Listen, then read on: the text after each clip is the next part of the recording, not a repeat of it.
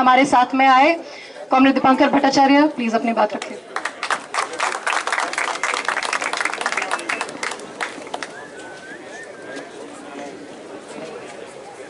पिछले 10 दिन से भूख हड़ताल में बैठे अपने साथियों को और उन साथियों के समर्थन में यहाँ जमा हुए आप तमाम दोस्तों को, साथियों को मैं इनकलाबी सलाम पेश करता हूँ। मैं सिर्फ इतना ही बोलने के लिए आपके बीच में हूँ कि आपका जो आंदोलन चल रहा है, इस आंदोलन ने पूरे देश में एक हलचल पैदा किया है। पिछले 2 तारीख से लगातार हम जानते हैं बिहार में, झारखंड में, उत्तर प्रदेश के भी कई इलाके में, अलग अलग शहर में लोग भूख हड़ताल पर बैठ रहे हैं। आज पूरे बिहार के कई हिस्सों में लोगों ने रेल रोको आंदोलन किया।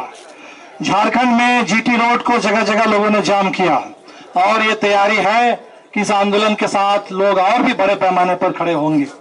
जब मैं यहाँ आ रहा था तो बहुत सारे साथियों के मन में कुछ कंसर्न्स भी है। जाहिर सी बात है, 10 दिन से भूख हड़ताल चल रही है तो साथियों की हालात कैसे है, तबीयत कैसी है, उसकी चिंता रहेगी। कुछ थोड़ी चिंता आजकल इस तरह से भी आ गई है, मीडिया ने भी हमारी आदत बिगाड़ दी है। पहले लोग ये उम्मीद नहीं करते थे कि जेएनयू में कोई आंदोलन होगा, मीडिया में कोई बड़ा कवरेज मिलेगा, लेकिन आजकल जब कवरेज कम हो गया है, कवरेज नहीं मिल रहा है, सूखा पड़ गया है लग रहा है, तो लोगों को लग रहा है कि सब ठीक चल रहा है ना, कि जेएनयू का आंदोलन तो ठीक है। तो हम ये आपसे ये मैसेज लेके जा रहे हैं। अब आपको देने के लिए बहुत कुछ नहीं दे सकते हैं, लेकिन मैं अपनी बैटरी रिचार्ज करके यहाँ से जा रहा हूँ और मैं समझता हूँ कि सारे साथी यहाँ से अपनी अपनी बैटरी रिचार्ज करा के जाएंगे। हम लोग लेके जा रहे हैं और उन तमाम साथियों को हम ये बताएंगे, तमाम साथियों को बताएंगे कि ये मीडिया के टीआरपी के हिसाब से आंदोलन का कोई ग्राफ तय नहीं होता है। जहां डेमोक्रेसी की लड़ाई है, जहां आजादी की लड़ाई है, जहां इंसानियत की लड़ाई है, इंसाफ की लड़ाई है, उस लड़ाई में साथियों का, जो लड़ने वाले साथी, उनकी जो तैयारी है, उनका जो मनोबल है, उनके पास जो विरासत है, मैं समझता हूं कि उसी आधार पर, उस ताकत और हिम्मत के बल पर लड़ाई का भविष्य तय होता है।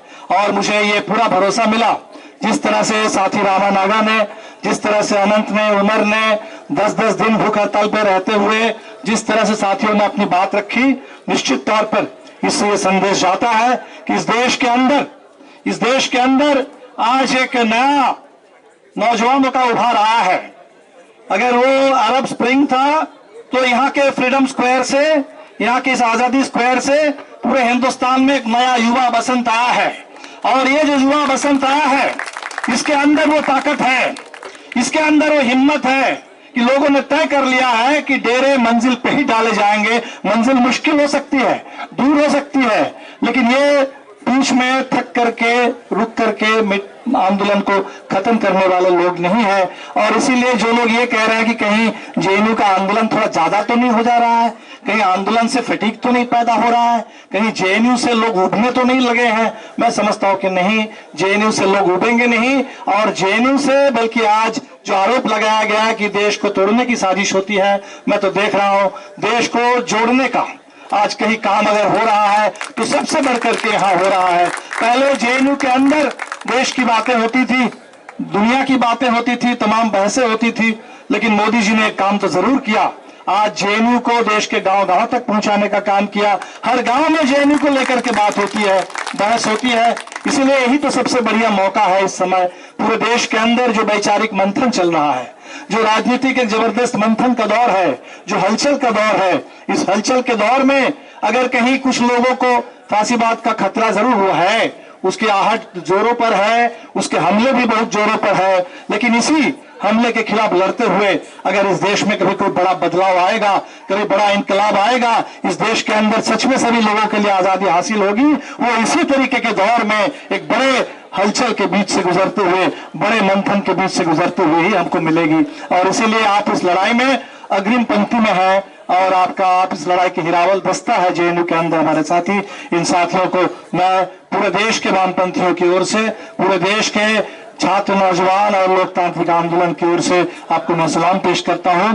जो आपका जज्बा है, जो आपकी ताकत है, जो आपकी हिम्मत है, जो साहस है, जो आपका संकल्प है, मैं उसको बार बार सलाम करता हूं। जय भीम, लाल सलाम।